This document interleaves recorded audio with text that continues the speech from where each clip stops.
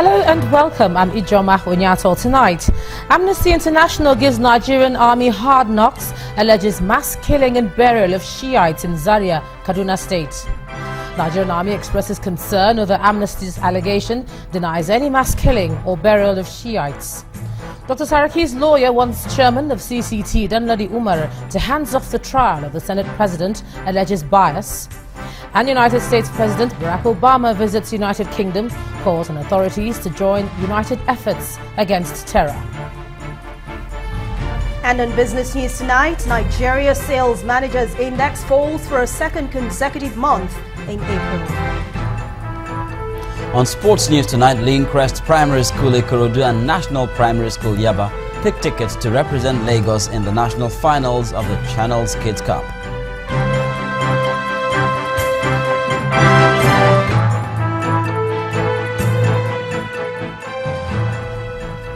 Amnesty International says that Nigeria's army killed hundreds of men, women and children from a minority Shiite Muslim sect last December. Now, this claim is coming just as the Kaduna State government is continuing its investigation into the army Shiite clash.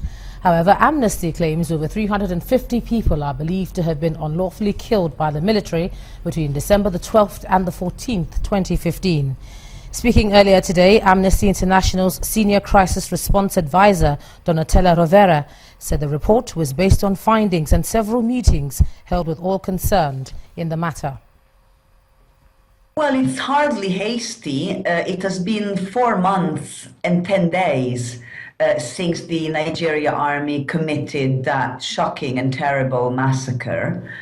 The report that we published today contains information that we were able to gather during our time in Nigeria, not only the testimonies of victims and relatives of victims, but also residents of the neighborhood, witnesses who are not supporters of the Islamic movement of Nigeria. Indeed, many of them are hostile to the IMN. We also visited the sites of the incidents, because there are several sites.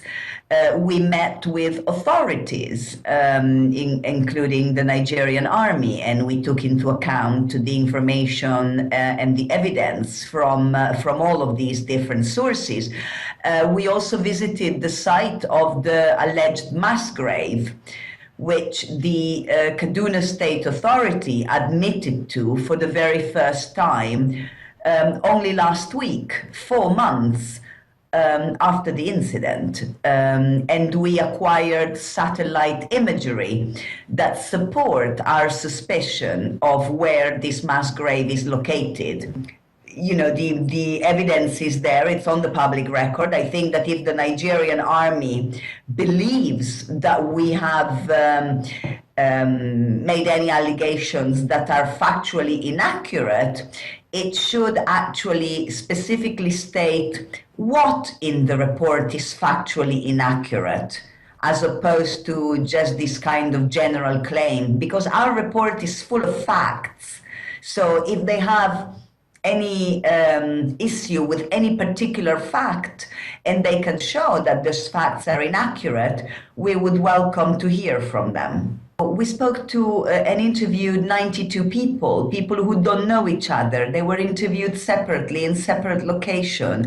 So it would be the most extraordinary coincidence if they all, you know, were saying, relating the same incident, and it wasn't true. I mean, there is actually not that much dispute between, I mean, you know, the Nigeria army published some video at the time, and he gave it to us also when we were there in February, which shows the protesters on the road. A small percentage of those protesters had machetes and knives and batons. And then it doesn't show anything else. So until today, the Nigerian army has brought no evidence whatsoever that there was an attempted attack on the Chief of Army Staff. In the meantime, the Nigerian army has again dismissed Amnesty's allegation, insisting that it's unfounded and an attempt to mislead Nigerians and the international community. The Nigerian army's position is that Amnesty does not have any facts to support its claim of extrajudicial killings. The army says it's saddened by Amnesty's continuous criticism of the activities of the military, and the army advised the rights group to be more thorough in its findings and not to always jump to conclusions. Troops of the 3rd Battalion in 22 Task Force Brigade have arrested 4 Boko Haram kingpins at Ram, the headquarters of Kalabalge local government area in Borno State. The arrested kingpins specialized in various aspects of criminality to sustain attacks on soft targets by the sect. The 4 terrorists were arrested following a tip-off by well-meaning Nigerians, members of the public. Now, those arrested include Umaru Radio, Umaru Mainama, Alifa Makinta, and Balu Jugodum. The suspects are being interrogated by security operatives. In the meantime, life seems to be picking up in Buniyadi town, a major commercial area along the Damaturu-Biu Road in Yobe State, northeast Nigeria. And that's due to the reopening of the trade route, which had been under the control of Boko Haram militants for almost 3 years. The Nigerian military removed all barriers put in place by the insurgents after recapturing the town.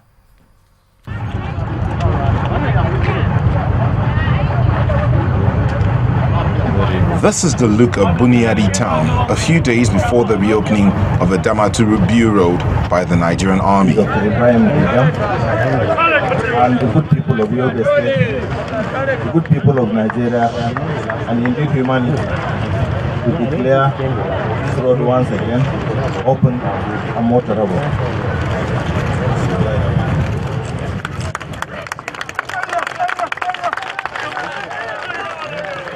Days after the reopening, the situation in the town is gradually taking shape. The residents who have been taking refuge across Damaturu, Maiduguri, Gombe, amongst other major towns in the northeast, have continued to return to their ancestral home for reintegration. Some of the returnees gathered in front of the local government secretariat to welcome the delegation from the state and federal governments. Air Commodore Paul Dimfina says the relocation of the IDPs to their ancestral homes is proof that Nigeria is winning the war against insurgency. It gladdens my heart, therefore, to note that the current trend of IDPs leaving the designated camps back to their communities is a welcome development. This is a testimony to the fact that Nigeria is winning the war on insurgents, and peace is being restored to the northeast. This intervention should therefore be seen as a laying foundation for full relocation of the displaced persons to their communities. It is our hope and fervent prayers that with the coming of the rainy season, our citizens in the liberated territories will engage in meaningful agriculture and other activities to re-engineer our economic vitality. Yobe State Deputy Governor Abubakar Aliyu appealed to the federal government for more assistance. I would like to seize this opportunity to appeal to the federal government to assist the state government with adequate funds as a matter of urgency to enable it embark on the reconstruction, reintegration, and rehabilitation of the affected communities before the commencement of the envisaged full-scale reconstruction program. A program which we anticipate to be undertaken through joint effort between the federal government, the state government, with the assistance of our development partners, international organizations, and friendly countries. Some of the returnees solicited for funds to help them reconstruct their homes. The people of Buniyadi say they have suffered more attacks in the past 3 years than any other community in the state, but they also believe that the efforts by the federal government and the Nigerian army will bring an end to the Boko Haram era in the country. The federal government has advised the police to work towards eradicating custodial violence against suspects and other detainees.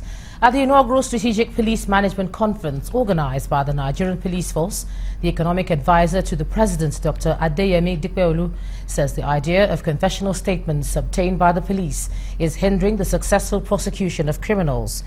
He notes that most statements allegedly written by suspects are often disputed in court following claims of duress. It's the inaugural Inspector General of Police Strategic Police Management Conference as senior police officers converge on Abuja to brainstorm on fashioning ways of effective and intelligence-based policing. The economic advisor to the president, who declared the conference open, recommends the eradication of confessional statements by suspects. I have found that most defendants challenge the voluntariness of their confessional statements, leading to protracted trials within trials and occasioning significant delay in the administration of criminal justice. I've also found that in a large number of cases, judges often ascribe little or no weight to confessional statements where corroboration is lacking. The Attorney General of the Federation called on Nigerians to support the police in becoming effective social arbiters.